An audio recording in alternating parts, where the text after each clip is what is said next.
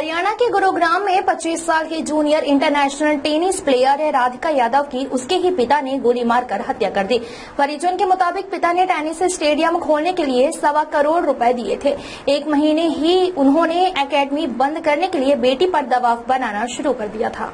घटना गुरुवार की है। परिजन के मुताबिक 15 दिन से घर में कलेश था। बाप बेटी में रोजाना झगड़ा हो रहा था। पुलिस की शुरुआत जांच में सामने आया है कि राधिका टेनिस स्टेडियम चलाती थी जिससे अच्छी कमाई हो रही थी। उसके पिता दीपक यादव को लोग ताने मारते थे कि बेटी की कमाई खा रहा है। आरोपी पिता ने उसे टेनिस एकेडमी बंद करने को कहा लेकिन राधिका नहीं मानी और दोनों के बीच बहस हो गई, जिसके बाद आरोपी ने गुस्से में आकर उसे गोलियां मार दी। हालांकि पहले सोशल मीडिया पर रील बनाने को लेकर हत्या करने बात सामने आई थी, लेकिन पुलिस ने इससे इनकार किया है। मामला गुरुग्राम के सेक्टर 57 स्थित सुशांत लोक फेज 2 से सामने आया है। आरोपी दीपक के भाई कुलदीप यादव ने पुलिस में शिकायत की है।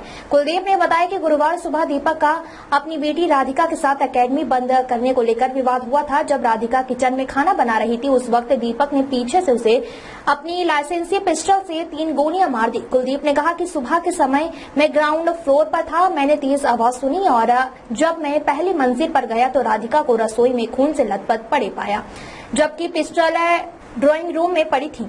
मैं और मेरा बेटा उसे एशिया मैरिंगो अस्पताल लेकर गए जहां डॉक्टर ने उसे मृत घोषित कर दिया। कुलदीप ने कहा कि मेरे भाई ने .32 बोर की पिस्तौल का इस्तेमाल किया और वह उसी की थी जिसका लाइसेंस भी है। राधिका किचन में खून से लथपथ पड़ी थी और दीपक भी पास पर बैठा था। सूचना मिलते ही पुलिस तुरंत मौके पर पहुंची। पुलिस ने दीपक को हिरासत में ले लिया। उनको पुलिस के द्वारा स्पोर्ट से रिकवर भी कर लिया गया है।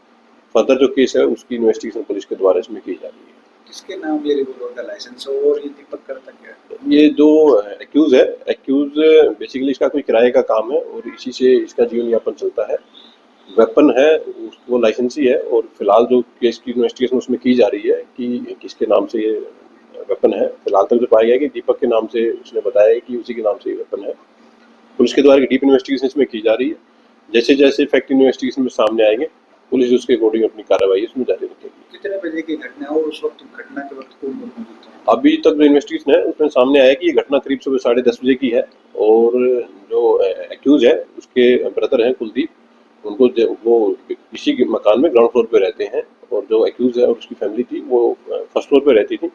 सुबह 10:30 के आसपास उनको कुछ आवाज़ सुनाई दी थी, तो जैसे ही उन्होंने ऊपर जाकर के देखा तो उन्होंने पाया गया कि जो मृतका थी वहाँ पड़ी हुई थी गोली लगने से।